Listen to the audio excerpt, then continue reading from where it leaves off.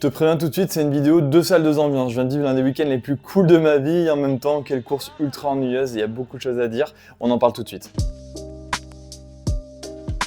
Si vous êtes là, c'est que vous avez probablement regardé le GP de Belgique qui s'est passé ce week-end à Spa-Francorchamps, ou en tout cas que ça vous intéresse. Pour le petit récap très rapide, c'était un week-end de sprint, il y a donc eu une séance d'essai, une séance de qualif pour la sprint, la qualif et la course. Moi j'étais sur place pendant les 3 jours, j'ai pu tout voir, mais ça on y revient à la fin de la vidéo, donc reste bien avec moi. Mais ce dont j'ai envie de parler maintenant, c'est de ce qui s'est passé le dimanche essentiellement. Après 2 jours où il a fait extrêmement beau, mais vraiment très beau, on a même eu très chaud sur place, je peux vous le dire, j'ai sué, voilà, je vous le dis, j'ai sué. On a malheureusement eu un dimanche qui était un peu plus pluvieux. Malheureusement oui et non, parce que finalement une course sous la pluie ça peut faire beaucoup de spectacles et avoir des performances qu'on ne voit pas toujours arriver. Souvenez-vous l'année dernière au GP du Brésil avec les 2 Alpines sur le podium, c'était insensé. Mais d'un autre côté, c'est aussi le risque de voir des courses annulées, et c'est d'ailleurs ce qui s'est passé avec la Formule 3 le dimanche matin. Quand est venu le moment de la course, 15h le dimanche après-midi, nous étions tous en train d'attendre donc dans les tribunes, et vous probablement de votre écran, ou peut-être dans les tribunes si vous aviez la chance d'y être vous aussi. Quand tout à coup, la voiture de sécurité prend la piste juste devant les 20 monoplaces,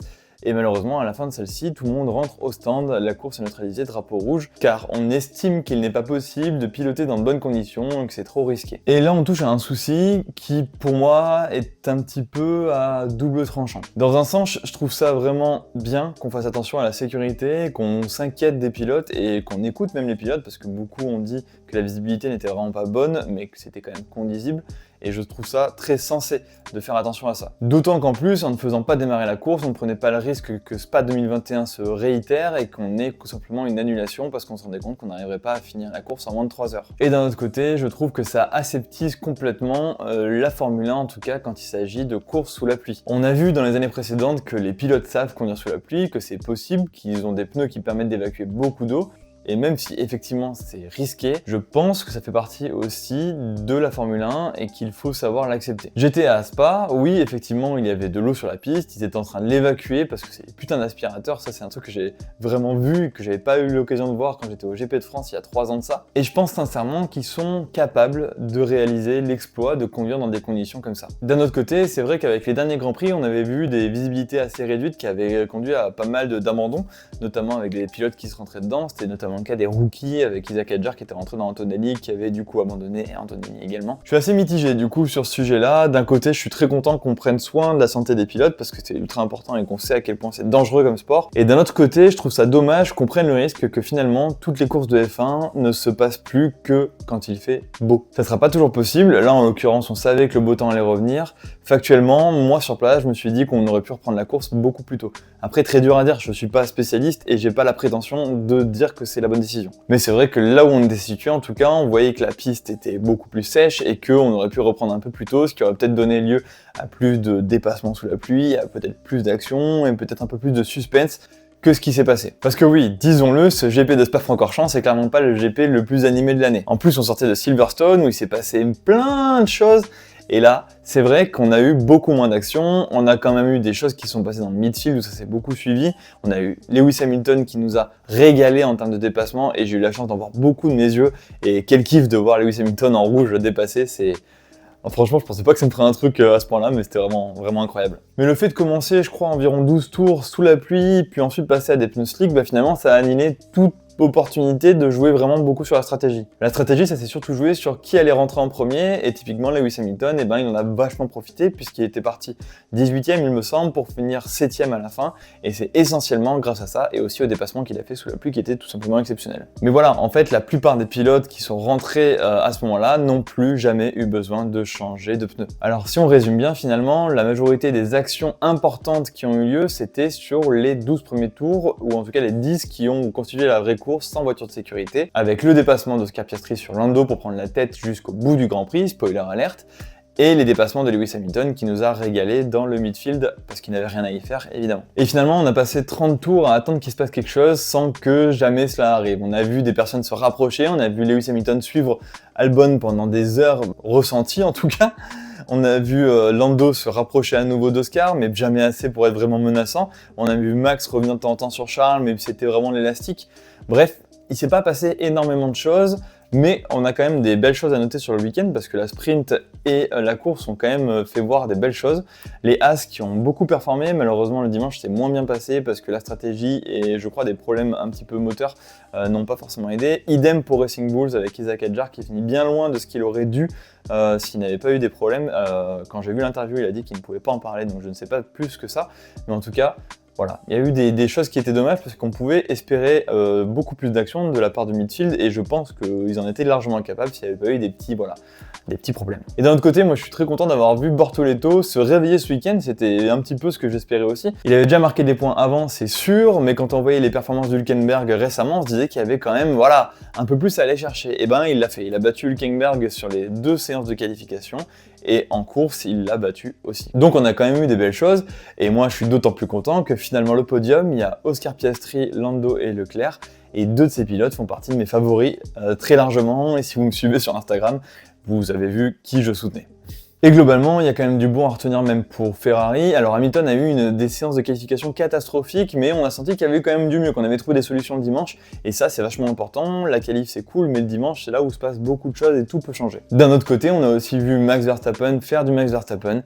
Il nous a sorti des tours qui étaient exceptionnels. On sait que la voiture est clairement pas au niveau d'une McLaren qui a battu le record du tour à multiples reprises. Oscar Piastri a le record du tour maintenant et largement par rapport à avant. Je crois que c'est une histoire de 6 dixièmes quasiment. Donc ouais, il s'est passé des choses. Verstappen qui gagne la sprint, c'était pas forcément prévisible, mais pourtant il a magnifiquement fait. Et finalement, les 2 dépassements qui ont permis les victoires, ça a été les mêmes. Max Verstappen a dépassé au tout début, après le premier virage, il avait une bonne sortie, il a eu l'aspiration, et ça s'est très bien passé pour lui. Et c'est la même chose finalement pour Oscar. Et là, depuis le début, j'ai un ton qui paraît un petit peu triste et un petit peu pessimiste, et pourtant, et c'est là qu'on va switcher dans la deuxième ambiance, j'ai passé un week-end exceptionnel. Déjà, j'ai passé un week-end avec ma famille là-bas, ce qui est assez exceptionnel, et en plus, face à la chicane, je pouvais pas rêver beaucoup mieux déjà sur le contexte global. J'ai aussi réalisé que finalement la Formule 1, c'est une très bonne porte d'entrée pour moi à découvrir d'autres sports auto, c'est reste de la monoplace, parce que j'ai adoré voir la Formule 3, la Formule 2 et la Porsche. C'était vraiment exceptionnel, j'ai découvert des pilotes, j'ai vu des dépassements de fou, j'ai vu des gens faire des erreurs, j'ai vu des gens essayer, et franchement ça promet beaucoup je pense pour l'avenir en F1, parce que c'est les antichambres de la F1, on le sait, et la Porsche pareil, c'est franchement incroyable, quand tu vois ce qu'ils conduisent, c'est franchement des voitures auxquelles on peut s'identifier pour le coup, et j'ai trouvé ça assez fou. Déjà le bruit est exceptionnel, les voir en vrai c'est exceptionnel, et vibrer et avoir peur des erreurs qu'ils peuvent faire et des crashs qu'il peut y avoir, je trouve que c'est vraiment une sensation folle. Au-delà de ça, franchement, pour quelqu'un qui aime la F1, je trouve que c'est quelque chose à vivre parce que je me suis retrouvé entouré de gens qui aimaient ça. J'ai vraiment partagé des frissons, j'ai partagé des sourires, j'ai partagé beaucoup d'amour finalement pour ce sport avec plein de gens qui étaient un petit peu comme moi, en tout cas qui s'en rapprochaient. Et puis quel plaisir aussi, on va pas se mentir, de pouvoir porter du merch sans être vraiment dans un monde où personne n'en porte. C'est trop cool de voir tout ce rouge, ce orange, ce noir, ce blanc, ce bleu, bref. Toutes les couleurs étaient là, franchement j'étais assez étonné. On a vu quand même beaucoup de rouge et beaucoup d'orange, je pense que c'est normal, et moi-même j'étais en rouge et en orange pendant le week-end. Mon âme est vendue, j'ai 2 pilotes favoris, je vais pas faire semblant, c'est Leclerc et Piastri, et rien que les voir sur le podium à la fin, c'était pour moi vraiment une victoire absolue, même si voilà, j'aurais aimé que ce soit peut-être Charles qui gagne parce qu'il n'a pas encore gagné cette année, bref, je peux pas beaucoup me plaindre de ça, d'autant que j'ai eu la chance d'aller sur la piste. J'ai eu du mal à m'en remettre sur le moment, j'ai eu des vraies émotions de fou. Quand je suis arrivé sur le circuit, que j'ai vu les voitures, j'ai des larmes qui me sont montées aux yeux, ça je pensais pas que ça allait arriver, et ça me paraît même fou de le dire parce que j'ai encore du mal à imaginer comment moi, en étant si loin finalement de ce monde à la base, j'arrive à avoir des émotions aussi fortes en le vivant en direct, et même en le vivant de chez moi, j'en ai, mais là, c'était encore un autre monde. Alors oui, ce Grand Prix était peut-être ennuyeux, mais pour moi, c'était tout simplement exceptionnel. J'ai passé 3 jours de fou furieux, j'ai passé 3 jours entouré de mes proches, et j'ai surtout passé 3 jours à vivre ma passion réellement au plus proche. Ça m'a juste donné envie de créer plus de contenu sur la F1, d'en parler encore plus. Alors j'ai envie de parler d'autres choses, notamment sur mon Instagram, parce que j'ai envie de me faire kiffer, que j'aime faire des petites blagues, etc. Et ça confirme que créer cette chaîne, en tout cas l'alimenter depuis quelques temps, c'est vraiment quelque chose qui me plaît, qui m'anime, et quand je le vis vraiment, c'est encore mieux. Je n'irai pas à tous les GP, c'est sûr, sauf si quelqu'un veut me financer, et là, évidemment, on se contacte, on se tient au jus, mais je sais que j'y retournerai un jour, peut-être pas l'année prochaine, peut-être pas dans 2 ans, mais j'essaierai d'y retourner parce que je trouve ça incroyable de pouvoir être au plus proche de sa passion, c'est pas une chance que tout le monde peut avoir. Alors merci de m'avoir suivi ce week-end, peut-être sur Instagram, avoir suivi mes stories où je parle de mes doutes, je parle de mes pronos et je parle de mon attente et de mes kiffs. Merci de me suivre ici, merci de continuer à être de plus en plus nombreux à rejoindre la chaîne, ce qui pour moi est assez fou, on est une quarantaine maintenant, même si c'est pour une vidéo, n'hésitez pas à laisser un petit like, un petit commentaire, ça me fait plaisir et si vraiment vous aimez ça, et ben vous cliquez sur vous abonner, vous mettez la petite cloche, comme ça vous saurez que le contenu il est sorti. J'en profite aussi, petite annonce, je réclame encore de l'attention car je serai sur Twitch dimanche pour réagir à la course du GP de Hongrie, donc si vous avez envie de venir partager ça avec moi, qu'on commente ça ensemble, qu'on parle de nos frustrations, de nos doutes, de nos kiffs, et ben c'est le bon moment. Donc n'hésitez pas à me suivre, c'est pareil, c'est formidable sur Twitch. Merci d'avoir suivi la vidéo et à tout de suite. C'est le jour, hein, les frères. Trop chaud, ça va être incroyable.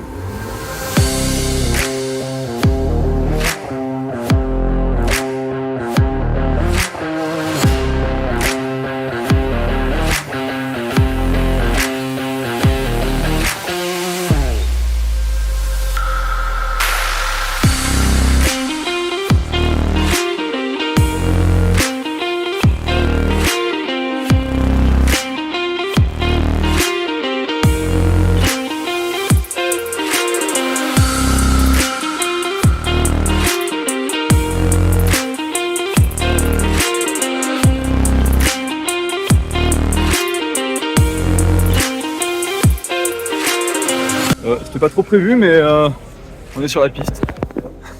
Oh la dinguerie. Je suis content, je suis heureux.